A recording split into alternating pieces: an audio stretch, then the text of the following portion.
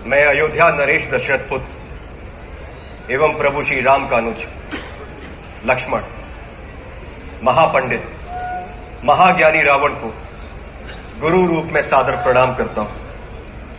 आयुष्मान भव लक्ष्मण। कहो, अपने जीवन की इस अंतिम बेला में मैं तुम्हारे किस हित की पूर्ति कर सकता हूं? हे महामना, नीति, धर्म, राजनीति एवं समस्त वेद शास्त्रों के ज्ञाता, आप अपने ज्ञान और अनुभवों की दीक्षा से लक्ष्मण के जीवन का मार्ग प्रशस्त करने की कृपा करें। मैं देख रहा हूं लक्ष्मण कि तुम एक योग्य शिष्य की पात्रता लेकर उपस्थित हुए। अस्तु, मैं अपने जीवन के कुछ अनुभव तुमसे अवश्य साझा करूंगा। हे सुमित्रा नंदन, अहंकार चाहे सत्ता का हो या सौंदर्य का, शक्ति का हो या भक्ति का, धन का हो या धर्म का, वो बड़े से बड़े विश्व विजेता को नष्ट कर देता है।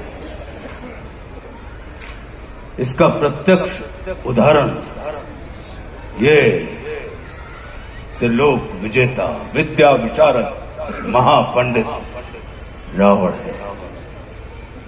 अहंकार में तीनों गए, कुल, गौरव और वंश। ना मानो तो देख लो इस रावण का। लक्ष्मण, रावण को अपने ज्ञान का अहंकार था और तुम्हारे भाई राम को अहंकार का ज्ञान था। लक्ष्मण, जीवन में सफल होने के लिए शत्रु दृष्टि और मित्र दृष्टि का भेद आना अनिवार्य है। मित्रता भले ही अपने समतुल्य या अपने से निम्न स्तर के व्यक्ति के साथ कर लेना, किंतु शत्रुता सदैव अपने से योग्य व्यक्ति के साथ ही ठानना। क्योंकि ये जगत हमारे व्यक्तित्व का आकलन हमारे मित्रों को देखकर नहीं, हमारे शत्रुओं को देखकर लगाता है। जितना बड़ा और गरिमापूर्ण हमारा शत्रु होता है, उतने ही बड़े और गरिमापूर्ण की ख्याति को हम प्राप्त होते हैं। देखो ना, इस जगत ने जो कुछ राम से जुड़कर प्राप्त नहीं किया, उसे रावण ने राम से लड़कर प्राप्त कर लिया। लक्ष्मण, वे हमारे शत्रु ही होते हैं जो हमारे अंदर सुप्त पड़ी हुई ऊर्जा को जागृत करने का कार्य करते हैं। हमारा शत्रु ही होता है जो हमें असुरक्षा से निकालकर सुरक्षा में जाने की प्रेरणा देता है।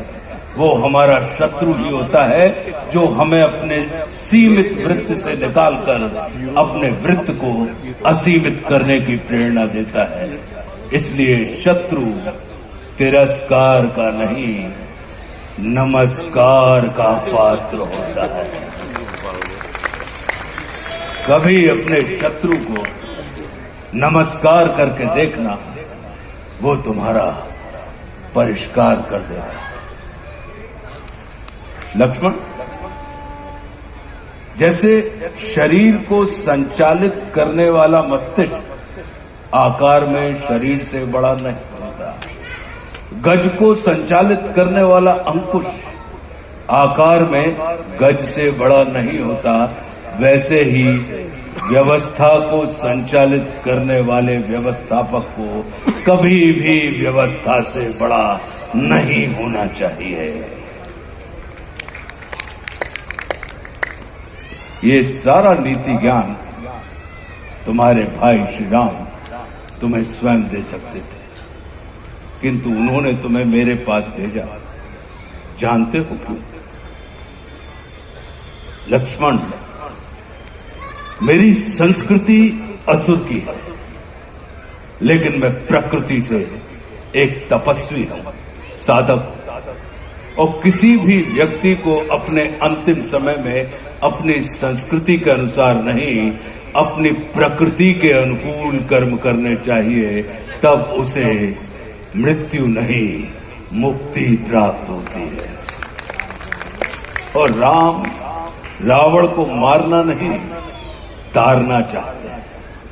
तभी तो उन्होंने मेरे अंतिम समय में मेरी प्रकृति के अनुकूल उपदेशात्मक कर्म करवाकर मेरी मुक्ति के मार्ग को प्रशस्त कर दिया।